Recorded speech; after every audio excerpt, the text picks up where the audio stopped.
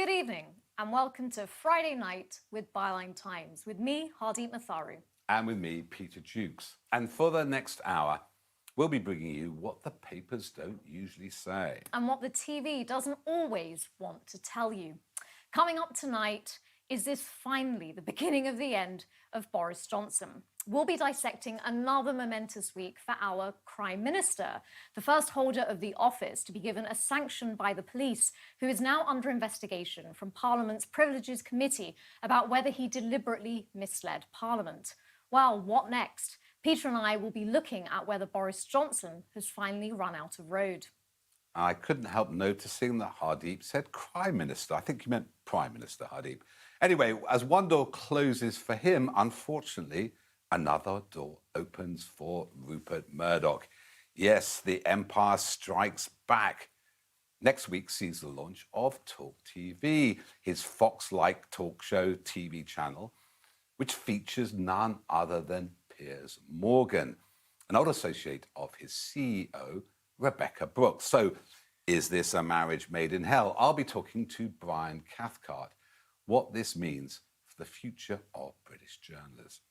Now, Murdoch's tabloids have been fed plenty of red meat in recent days with the announcement by the Home Secretary that people coming to the UK seeking refuge and asylum, apparently through unorthodox routes, will be actually sent to Rwanda. Now, we'll be joined in the studio by Amber Bauer, who's the CEO of 4 Refugees, as well as Arif, who's a refugee to Britain, and we'll be asking them what they make of the motives behind this controversial policy of Priti Patel's.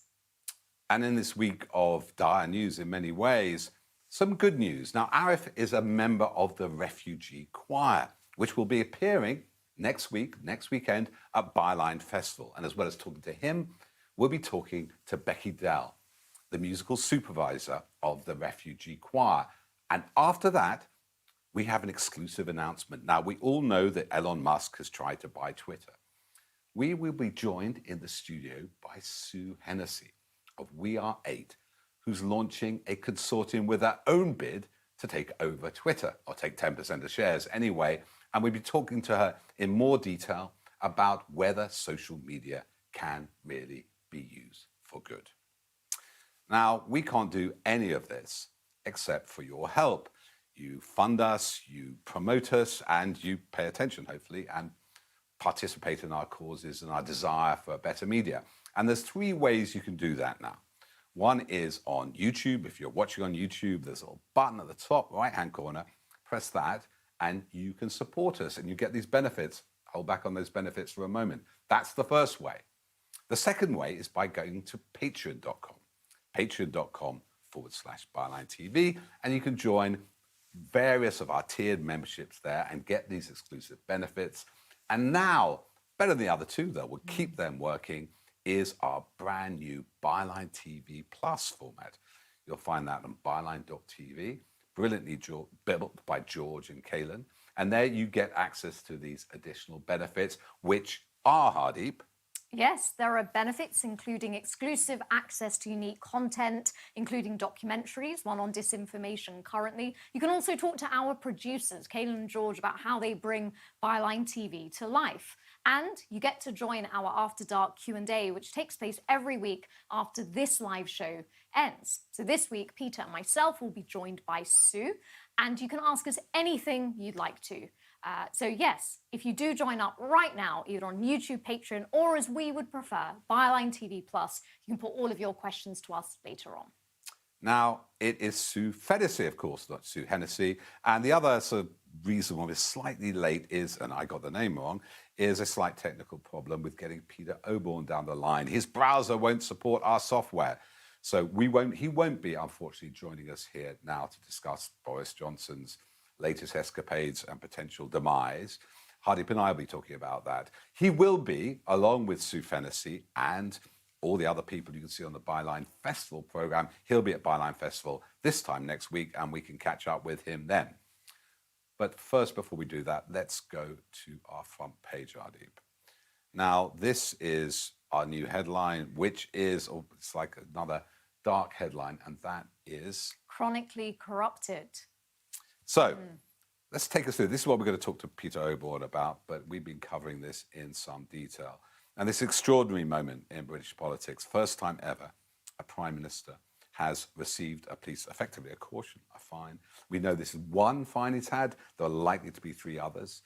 Meanwhile, he has tried to avoid it, a bit like with the Patterson affair, a parliamentary standards inquiry, but it seems there's been a big backbench rebellion. And he, for the first time ever, a Prime Minister is being put forward to a parliamentary standards committee for potentially misleading Parliament. Well, what do you make of this? Yeah, I think it's a really extraordinary moment, really, Peter, because, and it's not being framed in this way within the mainstream media, but I think actually we're in a constitutional crisis of sorts because, you know, as we've talked about many times on Byline TV, we have this good chaps theory of government. We don't have a codified written constitution. Our constitution relies on conventions and sort of unstated rules and sort of prerogatives, and we expect people in power to abide by them. Boris Johnson clearly does not want to do any of that. And we're now in this really sort of stark and dangerous position where, you know, we have to question, does anyone who now put themselves forward to stand for public office, do they have to guarantee that they will not be misleading and tell lies? So I think really we're in an extraordinary position because even when we have this investigation by the Privileges Committee, obviously it can make recommendations. It could recommend that Boris Johnson should be suspended from Parliament or he should be sanctioned in some way. But ultimately, you know, the authority, the check on the Prime Minister is ultimately the Prime Minister. And so I think this whole affair, while has been deeply damaging, rightly so, to the Conservative Party and Boris Johnson, and it looks as if with the May elections coming up, you know, there's not much time left for him. I think the wider structural point is that it's really exposed that our system in Britain, while it allows for flexibility, it also allows for quite a dangerous populist politics to go unchecked. Well, one of the reasons I confused Sue Fennis's name with Hennessy was Peter Hennessy, the great constitutional expert that Radio 4, I think, interviewed this week. And he, you know, who's written, I've been reading his work for 40 years or so, makes this point that this is unprecedented, unique, and the rules don't apply. If we go back to the front page, though, George, the interesting thing about that was an amazing piece by Chris Gray, the expert on Brexit, a country going metaphorically and literally rotten. And what he says is this all goes back to Brexit, the law breaking around Brexit and the kind of the way they won't admit to it now, what's going wrong with Brexit, the shrinking of the economy, literally going rotten, he says. I mean, fruit is going rotten. Pigs are being slaughtered, they can't be eaten. So it does go back to this moment where Boris Johnson effectively, though immediately come to power, first began breaking the rules, vote leave, then, of course, prorogation, and then crony contracts, and it just seems to be an insatiable liar.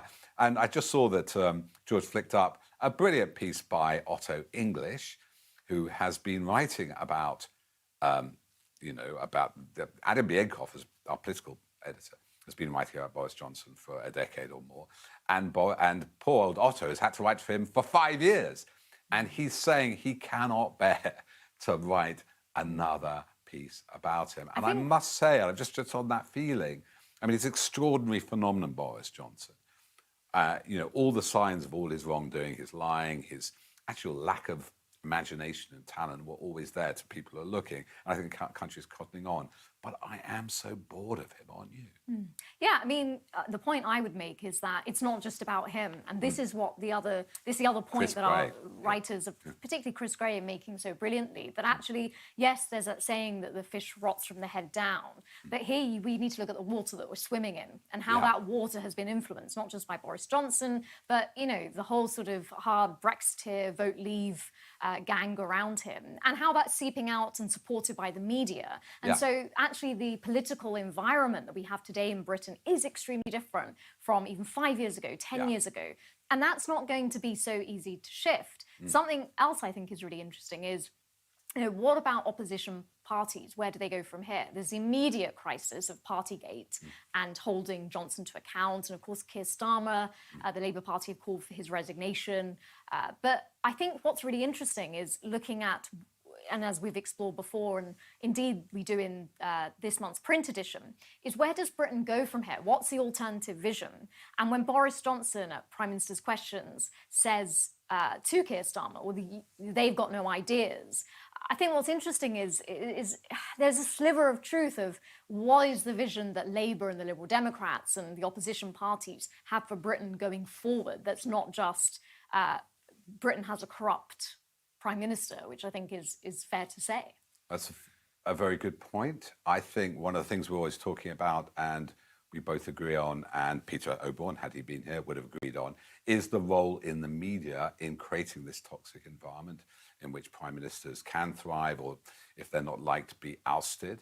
And earlier today, I spoke to Brian Cathcart, founder of Hacked Off, a professor of journalism at Kingston University and an acclaimed journalist himself, about one of the bits of the water they swim in, the poison which just doesn't come from the head down, but may exist in the environment around us, particularly the media environment.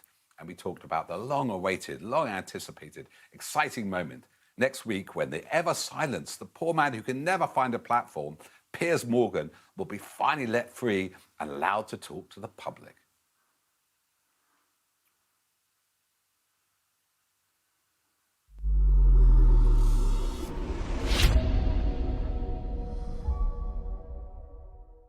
Fine, so it's now 11 years ago when, in response to the revelation of phone hacking in the News of the World, Murdoch's flagship, run by one Rebekah Brooks, and subsequently in the Mirror Group, which had a senior editor, Piers Morgan, both the names of Rebekah Brooks and Piers Morgan were associated with some of the worst abuses in British journalistic history.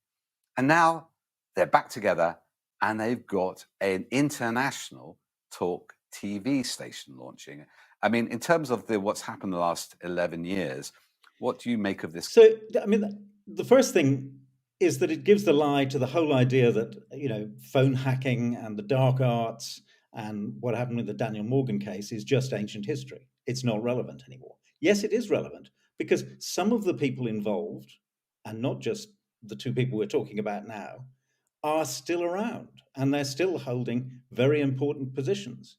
We would be mad to forget what was happening on their watch in the early years of the century, because they are still around and still powerful, very powerful indeed. Morgan was was the editor of the Daily Mirror through virtually the whole period of peak phone hacking.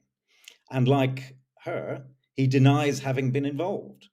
Now, let's accept what they say. What does that make them? And she was quite explicit. She was unaware of what was going on, involving almost all of her most senior staff over years. She was absolutely unaware of it. She was signing payoffs for large sums, and yet apparently unaware of what was going on. Now, this woman is a very important executive in a very important company in the UK. It beggars belief that anybody will do business with her, frankly. So the question is, our bar seems to be, was it criminal enough? Rebekah Brooks is fine, Piers Morgan is fine, because they haven't been convicted of a crime. But surely journalism is a standard above not being a criminal. Yes, and I think also, journalism in the UK is very defensive. It won't allow politicians to meddle with what it does, or at least it claims it won't allow politicians to meddle with what it does. It won't allow, it won't accept independent regulation. It's very, very touchy about the law in every way.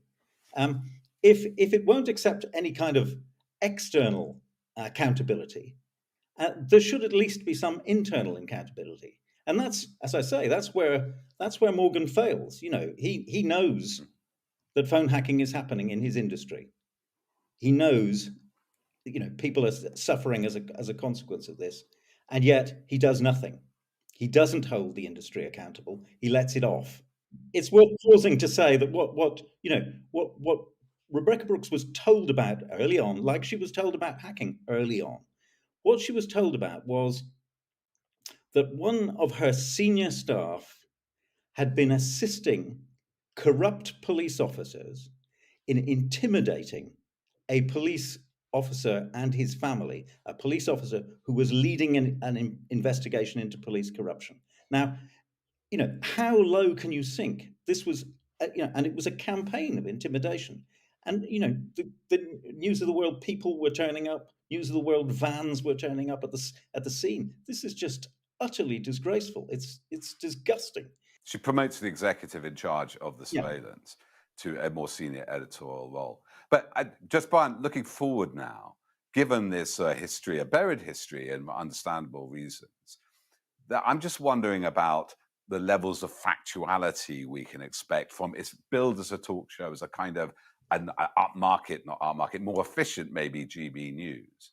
It's not going to be news, is it? And we've got original, first-hand evidence of the levels of mendacity in them cutting up. That Piers Morgan has done an interview with Donald Trump, and the trailer makes it look like Donald Trump walked out in anger and Piers Morgan has finally confronted him. Turns out to be completely fictional.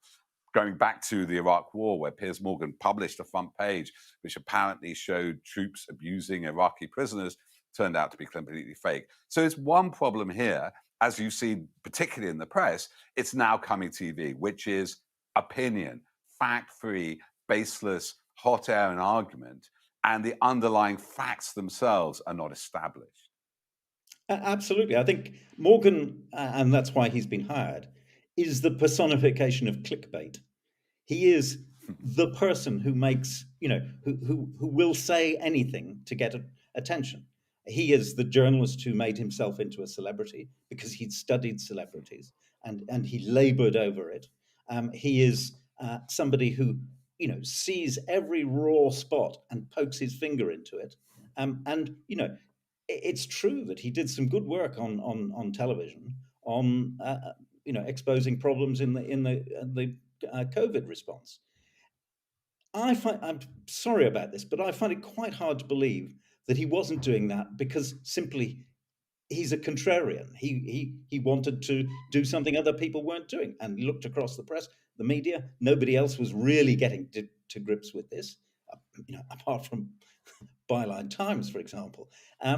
He stuck his oar in there and got himself noticed for it. And I think that's that's him. So what we can expect is him to be that mixture of contrarianism, of perversity, and the me thing, and it'll just go on and on. I'm not sure how many viewers he'll get, and I'm not sure how successful this will be. We've seen what happens. Marginal TV is marginal TV, I think, and he will have to make his mark. It's not like going on to Good Morning Britain where there's a ready-made audience. He's got to build it. I'm not sure he can do that. I'm not sure that Rebecca Brooks can do that for him, but we'll see.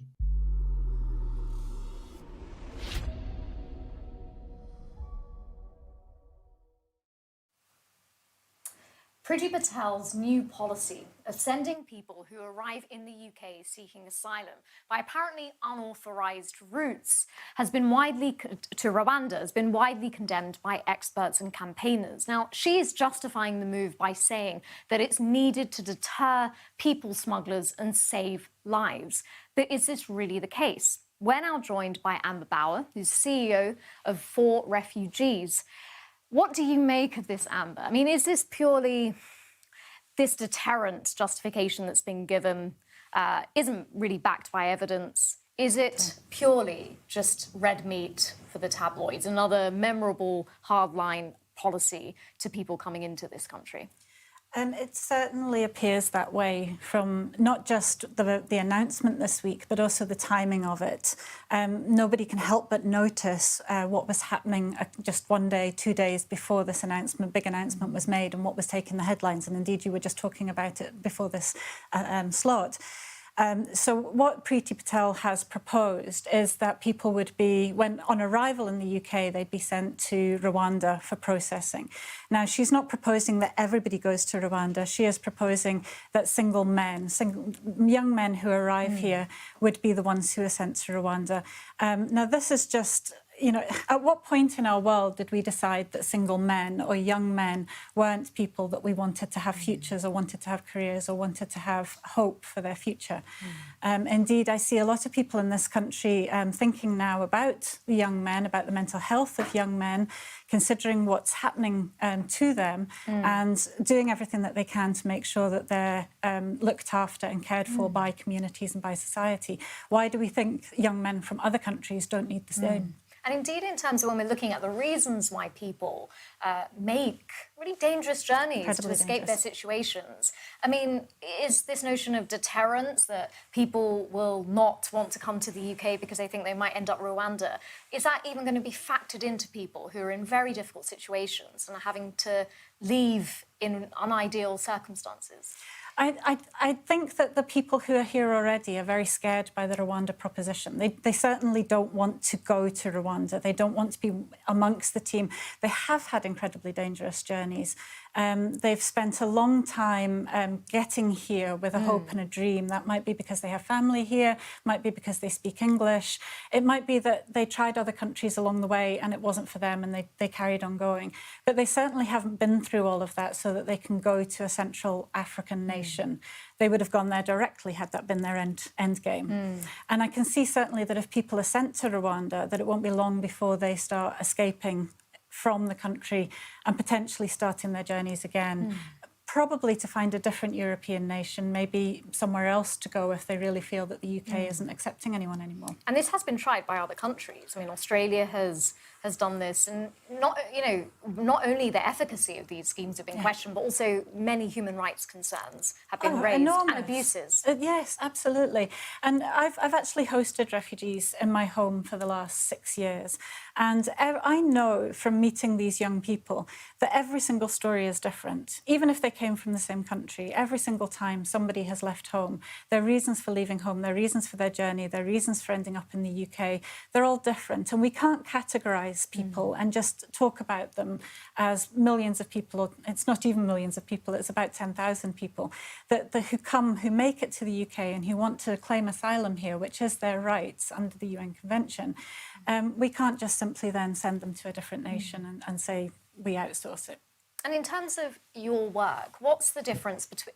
I mean, we've got on one hand the very influential tabloids and their front pages and this policy and the way it's framed by the government. And then you have the British public. I mean, in terms of the Homes for Ukraine scheme, certainly reportedly, people have been very enthusiastic about wanting to bring people here. So is there a disconnect between all these headlines and sound bites we hear from politicians and then how people in this country actually feel about people seeking asylum? I really do think so. And I think that the Ukraine situation has accentuated that over the last 8 or 10 weeks, but there was also Homes for Afghanistan before that.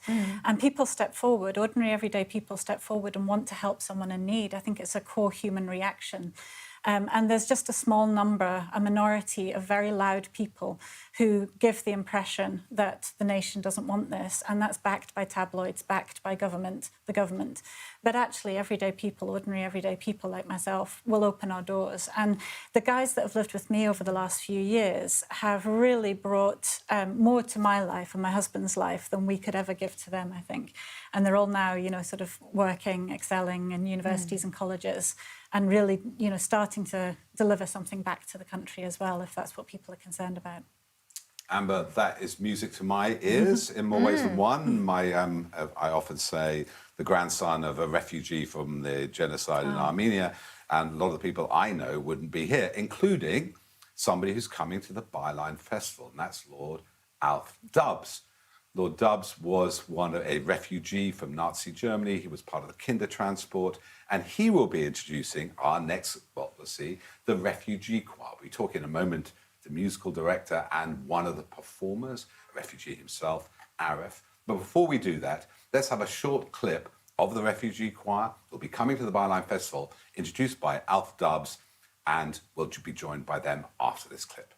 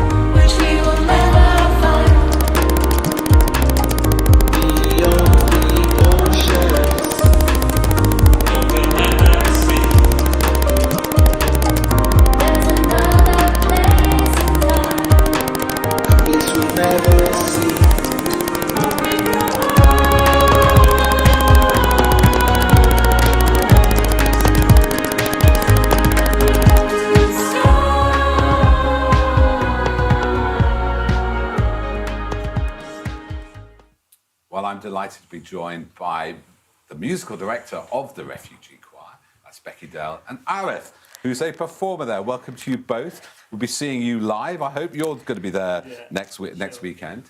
And I just tell the audience, you were there, weren't you, in 2000, the last festival. You gave the last performance, as you'll be doing on the Sunday, on May the 1st, next Sunday week, and a very, very moving event, very amazing performance, lovely people, and all the positive sides, like my grandfather, of the refugee story. Arif, before we get to understand the background of the choir, maybe so people get an idea of sort of the journeys people go through. How did you come to join the refugee choir? Thanks for having us, first of all. And actually, if you come to UK as a refugee, you feel yourself like quite left alone. And then when I was living in a hostel, so I get to know, like I found a poster flyer of choir, so I contacted them, and then it was a way to integrate for me with locals, with real English people, so it was quite helpful for me. So it helped me to progress, like my English, to improve my English, also to make friends, and also it helped me to be more happy. That's what I find it quite helpful. Singing is great. Anyway. Singing is change. It changes everything. It gives you more energy. It's just change your mood. And also lovely, amazing singers, amazing group of people from such they are diverse so backgrounds. supportive. It's just kind of our next, I would say, family. I know it's quite strong, but it's kind of family. Just we have to go there every week. It's just the bond is quite strong between all the members, so I love it. So you're part of a community. You feel I just never before I ever felt like that before I joined the choir, being a part of a community that you are known and you can go and you can chat with them. So it's good. And Arif, I don't believe that people are defined by their background, by the way, and it's so good that you become this community, you're part of British society. Do you want to talk about what the reasons you came here and where you came here from? I'm from Afghanistan, and basically everybody knows what's happening in Afghanistan. So the reason is obvious because of the persecution we have. Especially our community, Hazara. You're Hazara, right? Yeah, and recent attacks that happened in Mazar Sharif, in Kabul. So it's all happened on Hazara, Hazara community. Recently there was... Yeah, there's yesterday and 2 days before, actually. This all into three suicide bomb attacks, killed more than 300 altogether, maybe more. Yeah. And we missed this because of the news from, what's happening in Ukraine. It's just now there's no focus on Afghanistan anymore, actually, unfortunately, because I think the West has given up, Well, so, we haven't. We still cover it thank on you. Byline Thank Times. you. We'd love to hear more about your story and if you have relatives out there. And obviously, we want to see you singing. Yeah, so, some good news, some singing. And so, just explain how, Becky, that you came to be a part of this and start off this organisation, how it's thriving, how it copes in these very difficult times when there's such animosity towards migrants, as we call them, but mainly like RF asylum seekers who are fleeing for their life. Yeah, human beings and displaced humans. So we tend to use the word refugees externally, but internally we say displaced humans because they're human beings who can't live where they want to live through no fault or choice of their own. So it puts a human first perspective on it. So the choir was started in 2017 and came out of the sort of the Syrian refugee crisis. There'd been a few of us that had gone over to Calais, to the refugee camp, and worked over there. Got to know an amazing guy at Parliament called Lord Roger Roberts, who was a second signatory to the Dubs Amendment. And I know Lord Dubs is going to be at Byline Festival, I think, introducing us at Byline Festival. Yes, your MC for the night. There we go. So Lord Dubs put forward this amendment to say, let's have 3,000 vulnerable refugee children to the UK. And sadly, that wasn't passed. The government voted no to it. Lord Roberts had a sleepless night worrying about these children, and he contacted me the next day and said, how about, he's a Welshman, he said, how about we set up a choir? We help the people who are already over here and we set up a choir. So the Citizens of the World Choir was born. And how many singers do you have? Does it vary? Or, I mean, performing at the festival, how many will there be there? I think we've got 33 singing at the festival. And with original music, composed some classics, but original songs composed them. Is that right? Yeah, so we always say that we perform pieces in a way that you will never hear another choir perform. You know, our strength is our heritage. We have about 50 members in the full choir. Right. We represent 28 different nationalities from around the world. And so we sort of piece together folk music from around the world. We do it in a way that you won't ever hear another choir doing. So, for instance, we are singing a Ukrainian piece of music, which English people know as Carol of the Bells, which is a song about winter. But in the original Ukrainian, it's a song about spring. And so we've learned it in Ukrainian, but we've got a bit of Kurdish folk music in the middle. So it's a real mashup that you won't hear anywhere else. Well, we'll be recording it. We'll be broadcasting it for those who want to sign up to Byline TV Plus, but obviously be showing it on social media. Sorry, Hardeep, you wanted to ask something. I was going to say, like, one of the fantastic things about what you're doing as well is this notion, you know, we talk a lot about identity politics, as if identity in one person is just one thing, and that they don't have so many different characteristics or desires or interests or loves within them. And I just love this notion of the multiplicity of our identities and not having to define ourselves by you're either this or that or us or them or in or out. Absolutely. It's just a really nice way to do that practically, I think. And music is so synthetic and joyful and the universal language. So I recommend everybody to, if you can't come to the festival, it's on the Sunday night. The closing set will be the Citizens of the World Choir. And we'll be hearing from Arif. I'd love to hear your voice. And Lord Alf Dubs. And you will be able to tune in online if you can't make it to the festival. And on that note, we're going to talk in a moment with this unique announcement, this rival bid to Elon Musk for Twitter, to Sue Fennessy. But here's a little trailer of one of the other big events of Byline festivals. For next Friday, we will not be here. We'll be doing Friday Night with Byline Times direct with a live audience at the festival. Let's hope all goes well technically. On the Saturday night, or at least Peter O'Born will be there in person. We won't lose him down the line. On the Saturday night, we'll do one of the mainstays of the festival in the 3 years it was running before coronavirus, which is the Bad Press Awards. And we're very lucky to have some brilliant readers for that. We have it's presented by Jonathan Pye. One of the readers is Joe Scanlon, who's just won a BAFTA. Peter York, our style guru, who created the Sloane Ranger Handbook and writes for us. Otto English, you'll know, of course, for Fake History and writes for us. And Super Tansky, the phenomenon online. And she's going to announce in a moment, you'll see this clip, one of the categories and one of the nominees for one of the categories.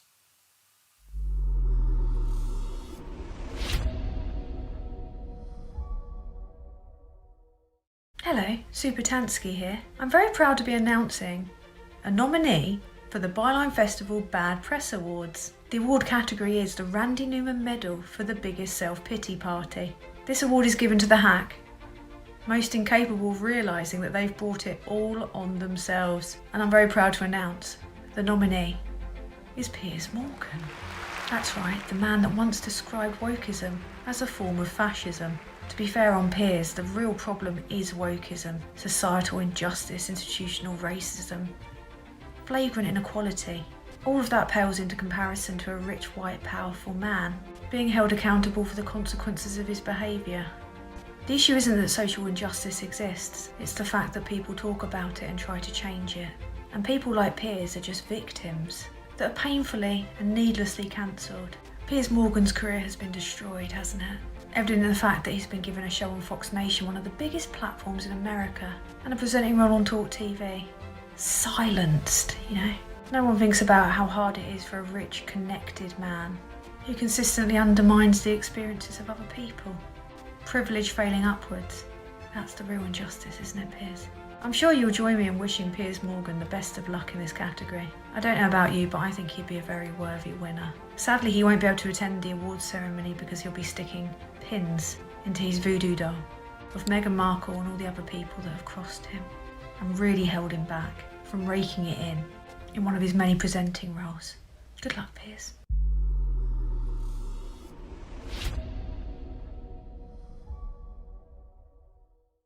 Well, we all know about, or you should know, about Elon Musk's attempt to take over or buy a large chunk of Twitter. He seems to want a platform for his own free speech that he owns.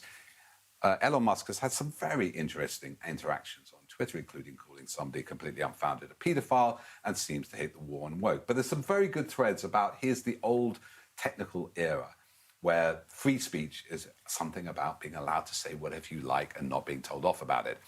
Well, we are joined in the studio with somebody who has a much bigger, better image of social media, by Sue Fennessy. Thank you for joining us. Thank you, Peter. Sue is the founder of We Are 8, which is a brilliant social media platform we'll talk about in a moment, which is for good. But more importantly, we can break some news tonight, can't we, Sue? We can. Peter, let's do it. Let's do it. Let's break. You're going to...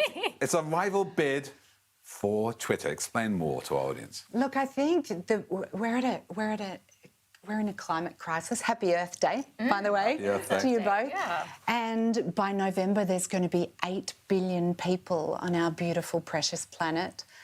Nearly 1 billion of those people can't get enough food every day.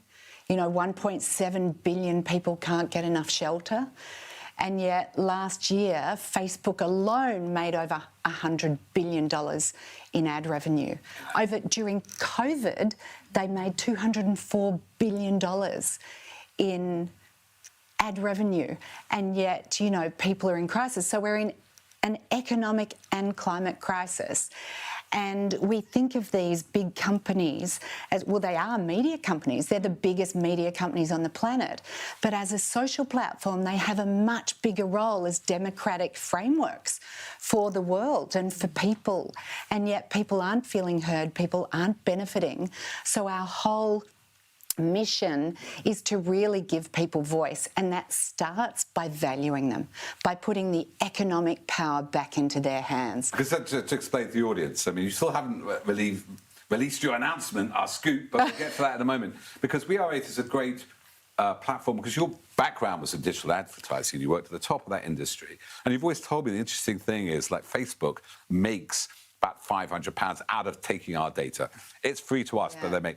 But your system on We Are 8 pays us to watch ads, isn't it? You're feeding back that money. Yeah, so I built a data technology company where we put data systems inside all the media agencies, and we're tracking $250 billion of advertising around the world. And over the last 10 years, we saw all of this money go to Google and Facebook, and the decline of local journalism, local news, everything that it was sucking away. So our model gets billions of dollars back to people on the planet. So quite simply, you know, tweet on Twitter, change the world on 8. So we're standing together, and by watching just 2 minutes of ads a day, it puts money back into people's pockets. And they can donate that. You get a wallet, don't you? You watch these ads, it's a sort of curated platform, so great people make 6p, 6 cents, 10 cents, 10p. So every time you watch an ad, you get paid, and donations get made to charity. And you can donate it to charity or to other channels, or take the money yourself. That's right. So the Twitter thing, and Rio Ferdinand's done a big call to arms today, saying, look, everyone needs to be doing this. So imagine, and his call to arms is saying, let's get to just 1% of the human population, 80 million people standing together and taking tiny actions. Who knew that watching 2 minutes of ads a day could actually save the planet? How crazy and true. And it can get $100 billion out of Facebook's pocket back to people and the planet. Rio, by the way, is being interviewed by founder and you at the Byline Festival, talking more about this. But you're still holding back. You're teasing us. So it was. What's the Twitter deal? Peter, so we saw, yet another billionaire, make a play, and we thought, this is crazy. The platforms need to be owned by the people. So we've been quietly, in the last few days, this has been playing out, putting together a consortium of how we take... I mean, look, it's crazy, but Twitter at 34 billion current valuation... That's nothing. It's nothing. It's actually... Well, when you look at Facebook's valuation at 500 billion, there's value there, but you take our commercial model and put it with Twitter's scale. Yes. Our infrastructure, because we've built a buying engine to enable every advertising, all the media companies to put their money with people and the planet, which, by the way, brands are desperate to do. Yeah. So you take our hate-free approach, it's not just the ad model, but it's, really Jack Dorsey's original intention was to make this about the people. And so the ad models never worked on Twitter. So we bring a vision, an ad model, an infrastructure to the Twitter scale, and we have something pretty magical. So our business proposition is not just how we can take a $34 billion asset and turn it into a $500 billion asset, but we want to do it in a way that's getting billions of dollars back to people and uniting billions of people. So you're going to make a bid? You'll get this money together? So that's it. So it's not just getting the money together, it's doing it in a way that is going to empower humanity. Because if we don't come together... None of this money's going to be much. The planet's not going to be here. We're not going to, we're in bad shape. So we should get a news story out, and encourage people to be part of this bid if we can crowdfund it or whatever. So we're actually, quietly, we're announcing a big crowdfunding campaign in 2 weeks, as well as part of it. But we have big bankers as well who are part of it with us. Which is brilliant, because we find, as we always say, that's why we ask people to join up to Byline TV, create that platform, why we rely on Twitter a bit too much, rely on Facebook too much, that we are victims of these tech giants who can change us, their algorithms any day, and suddenly we're buried. Totally. I mean, social should be owned by the people. Right. And for the people, it should economically empower people and unite them in support of the planet. Because it's not just about getting billions of dollars back into people's pockets. It's making it really fun and easy for people to take small actions every day. Which is a brilliant model. And obviously we saw 150 years ago exactly the problem with monopolies, with power and water, and they ended up, and your land indeed, having to be socialised, because they were shared common goods. So we're kind of back to that problem at the end of the 19th century faced with monopolies, didn't we? Right. But we've hit rock bottom. I mean, 8 is the infinite power of people coming together. And if we imagine for a moment that we all started with that Big Bang, then we are infinitely connected. And, 6 years ago, we saw the shocking greed and the abuse and the climate misinformation and everything else that was happening in Facebook, and have spent the last 6 years and $30 million building the technology for this moment, Earth Day, right now on Byline. And it's so great because there are solutions out there. We've talked to Kyle Taylor about this previously. I mean, there's a massive problem with the power of these social media giants, but there are solutions that we can start adopting. I would say there's a solution because, I haven't seen anything at the scale. It takes time to build infrastructure that can redirect $100 billion and drive... these are big ad companies, and yet they're frameworks for democracy, and those two things fight each other.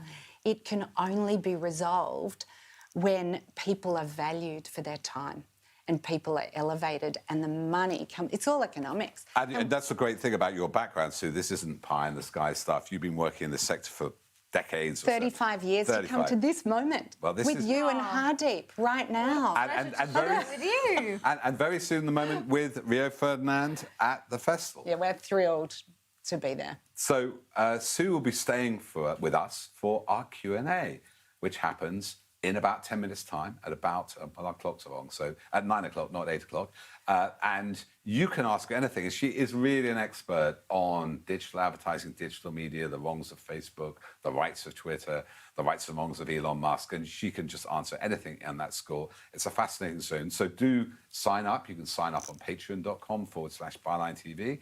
It's quite a low price, and you can be part of our Q&A and all our extra content. You can do the same if you press that button in the right-hand corner of YouTube at this very minute, but also on our new platform, Byline TV Plus, which will, if you look around, give you access to the festival if you can't be there in person.